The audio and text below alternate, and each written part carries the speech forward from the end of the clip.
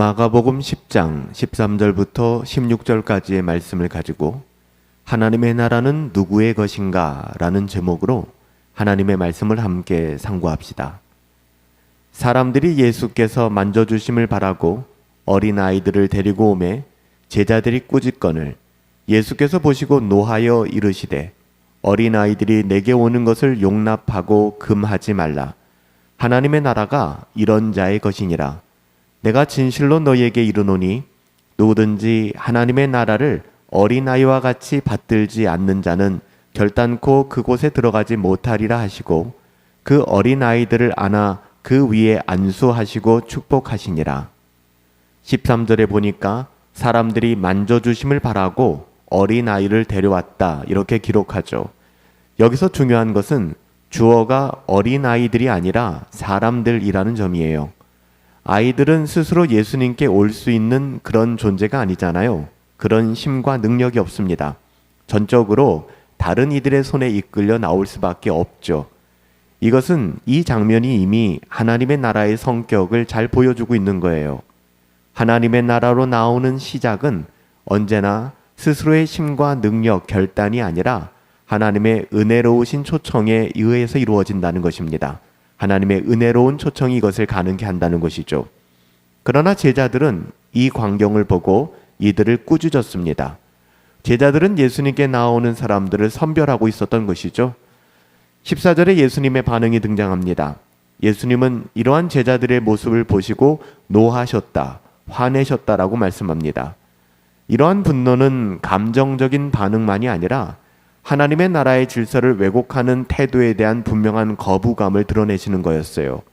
예수님께서는 용납하라, 금하지 말라고 명령하셨죠. 이 두 동사는 모두 제자들의 적극적인 행동을 멈추게 하는 말씀이었습니다. 금지하지 말아라, 어린아이들을 용납하여라. 하나님의 나라로 나오는 길을 막는 어떤 종교적인 판단도 허용하지 않는다라는 뜻이기도 하죠. 예수님께서는 이어 하나님의 나라가 이런 자들의 것이니라 라고 말씀하셨습니다. 여기서 이런 자들은 아이들의 외적인 모습이 아니라 그들이 처한 존재의 상태를 가리키는 거예요.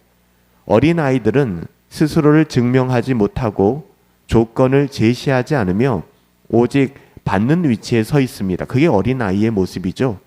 예수님은 하나님 나라의 소유권을 성취한 자에게 두지 않고 의존하는 자에게 두고 계세요. 뭔가 자기의 힘으로 이룬 사람들이 아니라 전적으로 자기를 부인하고 하나님을 의지하고 하나님께 매달리는 사람들, 그들이 하나님의 나라를 얻게 될 것이다. 예수님께서는 누누이 말씀하셨잖아요. 오늘 15절은 이 가르침을 모든 사람에게 확장하여 말씀하고 있습니다. 누구든지 그렇게 말씀하잖아요. 이 누구든지라는 표현은 제자들 자신을 포함하여 우리 모두를 아우르는 말입니다. 예수님은 하나님 나라에 들어오는 방식이 오직 하나임을 말씀하고 계신 거예요. 그것은 어린아이와 같이 하나님의 나라를 받드는 것입니다. 여기서 받든다라는 말은 얻어낸다는 뜻이 아니라 주어진 것을 거절하지 않고 받아들이는 태도를 의미합니다. 그러니까 하나님의 나라는 우리가 이해한 결과가 아니라 신뢰의 대상이라는 것이죠. 우리가 믿고 있는 대상인 것이지 우리가 이해한 결과로, 우리가 납득한 결과로 우리에게 주어지는 것이 하나님의 나라가 아니라는 것입니다. 하나님의 나라는 설명으로 소유되지 않고 겸손한 수용으로만 경험되어지는 것이고요.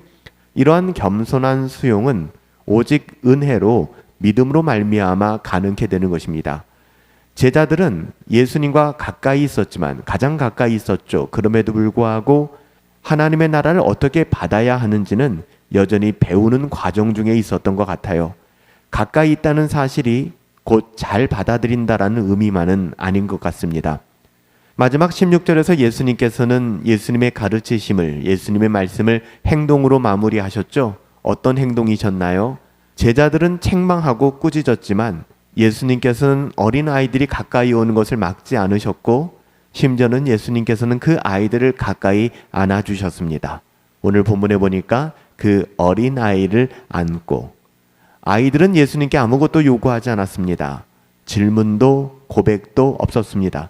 그러나 예수님은 그들을 품어주셨습니다. 안수와 축복은 하나님 나라가 말이 아니라 관계 속에서 주어지는 은혜임을 잘 보여주는 대목이에요.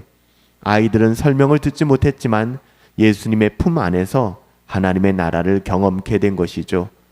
오늘 이 장면은 우리에게 분명한 질문을 던집니다. 우리는 하나님의 나라를 어떻게 대하고 있는가? 우리는 여전히 자격을 갖추려고 애쓰고 있지는 않은지, 우리의 어떠함을 증명하려고 힘쓰고 있지는 않은지, 우리가 우리의 지식으로 충분히 이해한 뒤에야 맡기려고 하고 있지는 않은지 우리 자신을 돌아보게 되는 것이죠.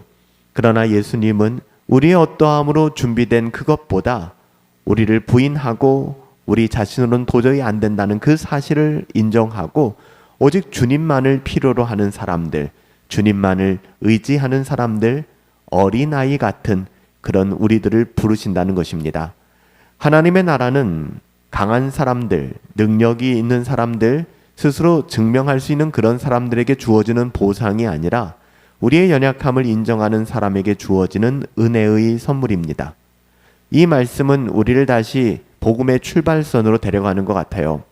계산하지 않고 증명하지 않고 다만 주님의 품을 신뢰하며 나아가라고 말씀하고 계신 것이죠. 어린아이 같지 아니하고서는 하나님의 나라에 들어갈 수 없고요.